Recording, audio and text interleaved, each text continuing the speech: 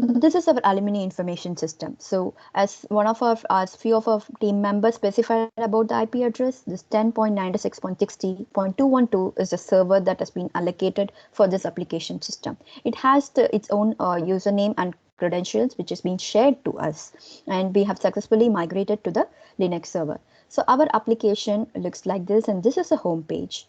We brought up the information about the alumni who are graduated in spring 2020. So one of our teammates has shared about the project data, and this is the data that we got from our sponsor about the details of the alumni who have graduated in spring 2020. So around 43 alumni are there, and their information has been brought up and showed in the UI. So the link here, it says the sorting order. So when you click on that, it will sort accordingly to the order that we want. And the last name, LinkedIn profile, and graduation, and the degree and concentration. So the search functionality. If you want to search for any alumni for the quick reference, you can go ahead and give that name, and you can view the press. The first name and even the last name works.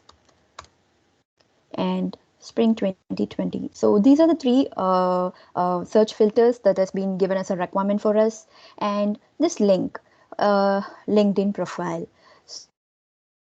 This LinkedIn profile is the source for I would say this is the source for our application. So even the admin or each of our team members referred the LinkedIn profiles of each of these 43 alumni to get the additional details. So coming back to the going to the about page. So this about page is just giving an information about the system and who all worked, and the Dr. Lee who sponsored this project to us.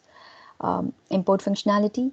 Import functionality. So as my team member has clearly explained about the import functionality, this particular functionality can be used to import the data to all the three tables.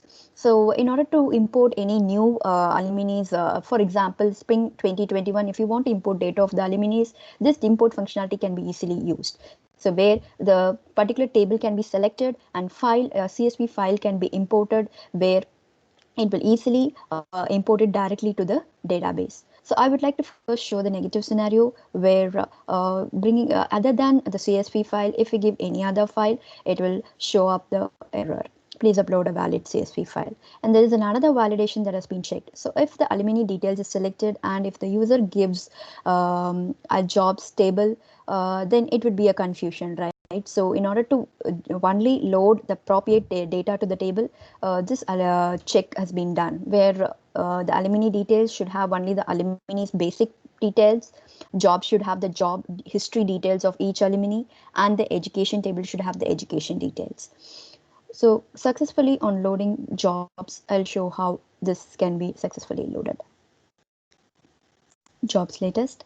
So this is a CSV file that has been created, and submit.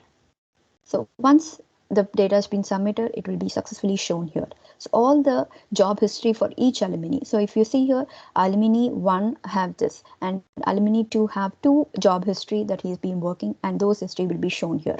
So this is, I would say, is an easy way to import future data to the database.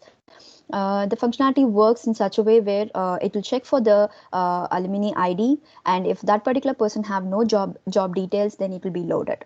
And you can look into this ID of this last alumni. This particular information is required in case where import file template. So if you are not aware of the structure, so this is the columns that are required to be filled to import the data. So this is also provided to the admin for easy purpose. So they can download the template and they can go ahead and provide the alumni ID of the next alumni to be entered in the system. In the same way for jobs, for education, for everything, the file template is available, and the ID of the next alumni is also available, which can be used in order to load the data to the database.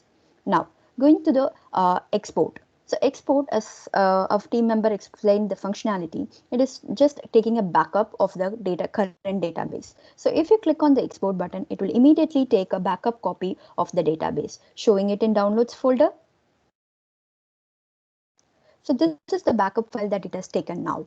So now, going back to the home page. So I would like to show how this export and restore has been worked successfully by testing directly in the application. So in the home page, we have this edit button. where we can go ahead and click on this, and this edit button navigates to an edit page where the alumni details, jobs and education can be edited.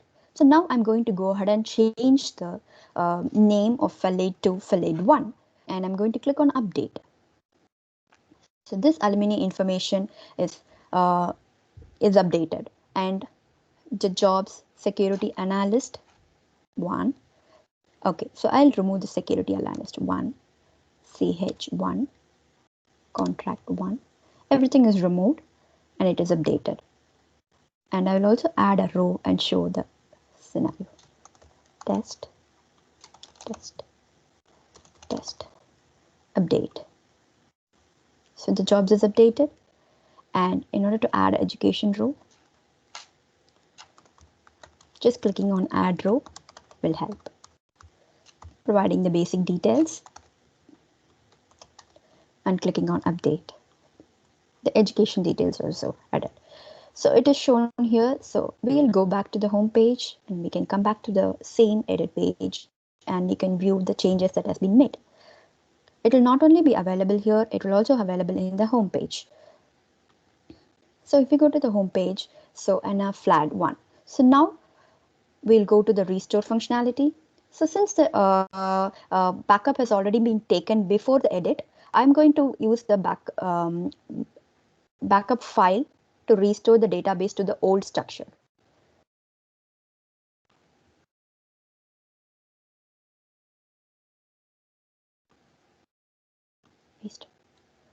So the database is restored successfully. It means if you go to the home page, the difference can be seen here. So the changes that we made is not available. The reason is before applying the changes, we have taken an export and we have taken a backup copy, and providing that the information has been replaced and it has been the system has come back to this range where the database was being backed. It will restore it in the way it was required at the time of backup. And in restore, if there is a restriction, like if we give some other file, it will throw an error message. Please input the valid file. And without clicking restore, it is a required file here. So this is all about our application.